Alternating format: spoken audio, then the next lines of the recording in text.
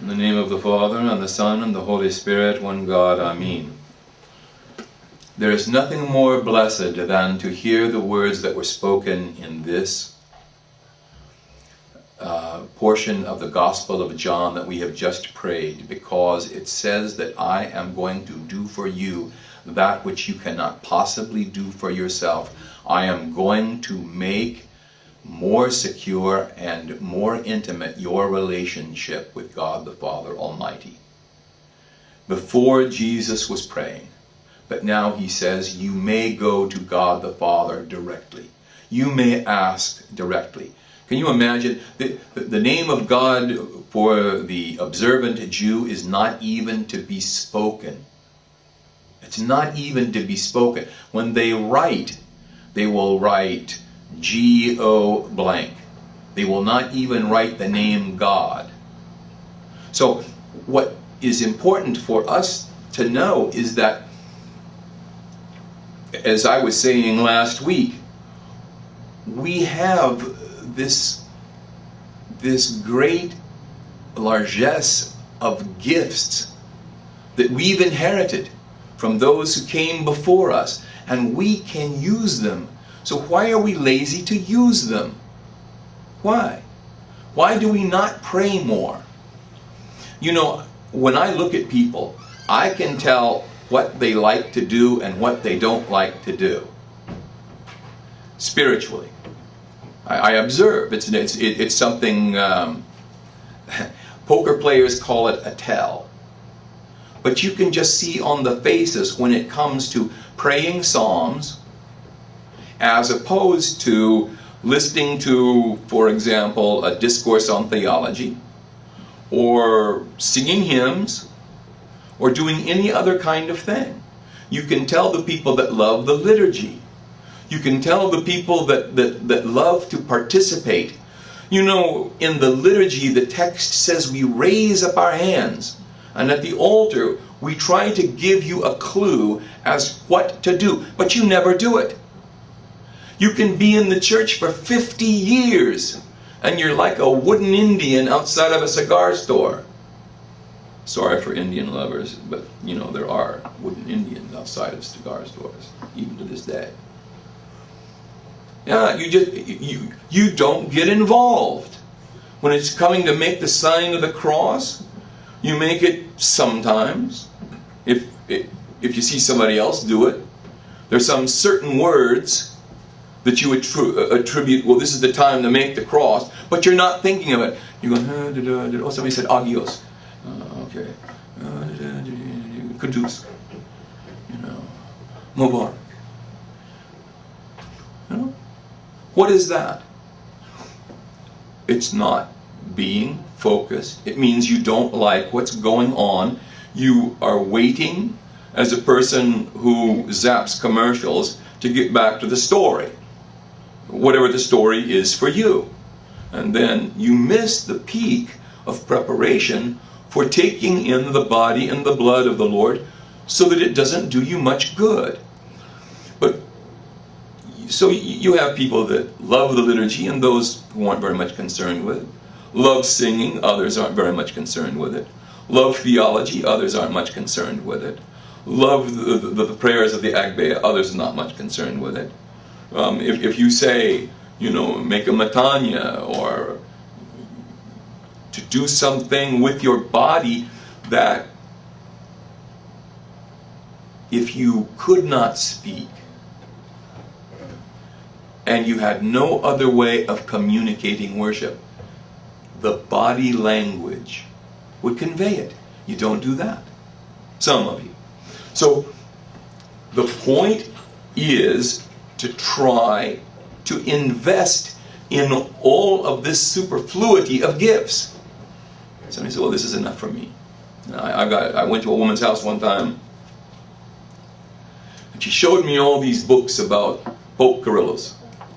This woman had books about Pope Kyrillos that were 6 feet in length. I mean, just and these little thin sort of declarations of what Pope Kyrillos did for me. You know, and sign somebody's name, and there's some miracle. this was her entire attachment to the church. I said, what do you read in the Bible? You know, Saint Bashoy, the saint that I'm named for, if he's not too angry, he was called Hermei,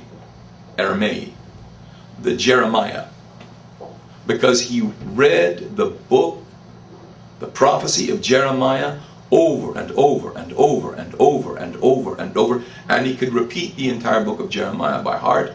He could give all of the explanations that were difficult, and he loved that book. Well, as we know in the canon of the Protestant church, there are 66 books. Reminds me of my son. I told him I would give him $10 for every psalm he memorized. He needed I think $180. So he went through the Psalms and found the shortest 18 Psalms in the Bible.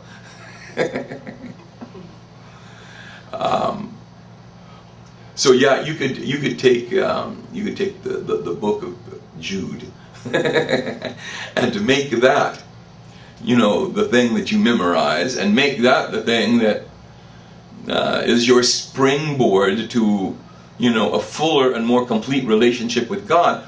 But even that, and Jude is less than a page. Less than a page. So we have this embarrassment of gifts, and yet we don't use them properly. And Jesus now in here, he's saying, I'm going to give you the greatest gift. How many senators in the United States of America would love to be able to go to Barack Obama at any time they felt like it and just give him an earful? Well, you can do that. And I guarantee you, God the Father Almighty is greater than Barack Obama. But think about it. Think about just having access to power. Ultimate power. Not temporal power, but eternal power. Power that is sublime. Power that is not meant to be used as a brickbat to rule over people, but rather to make their lives more blessed and content, to make their lives more joyful, to make their relationships more loving, to use that kind of power to make the world good.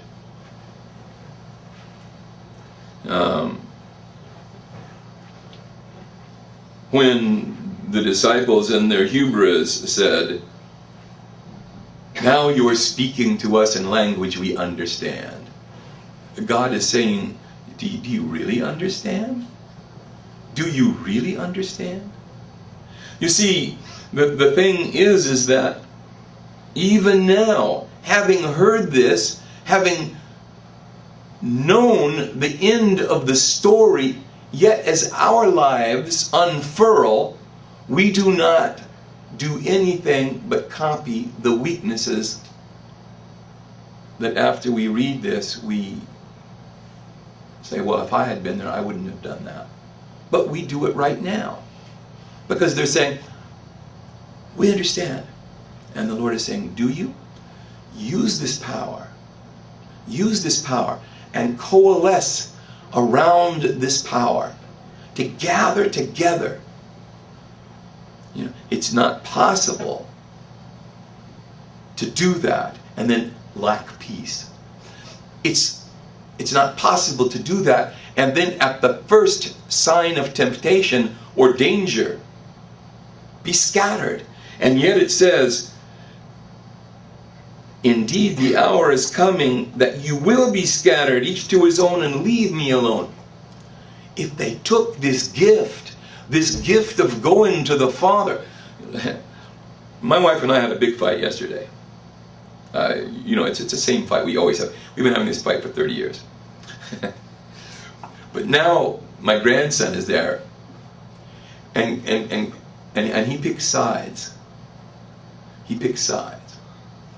Well, when there's a fight, you know, he looks at my wife and he looks at me and he goes, I think I'm going with Papa.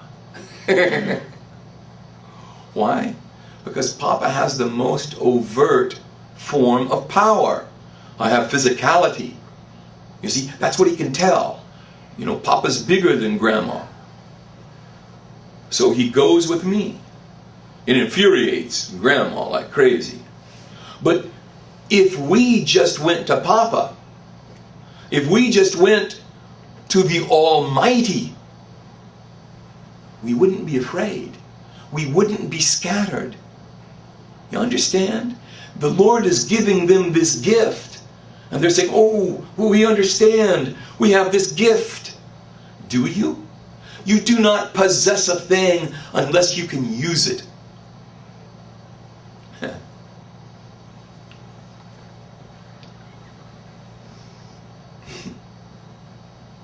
There are all kinds of examples I can give you about people that have been taught something theoretically, and when it comes time to put it into practice, into everyday use, to borrow the name of a short story by Alice Walker, The Color Purple. Everyday use. Everyday use. It was about a woman who had two daughters. One was kind of fat and dumpy, and wore overalls like her mom. But her mom was described as the type of a woman that she could slaughter a hog, take the liver out of the hog while it was still hot, put it on a stick, put it in a fire, and then eat it. Most people, when they see a hog slaughtered, the last thing they think about is eating the meat, because it still reminds them of the animal it came from. To go from animal to meat is a big transition in your thinking.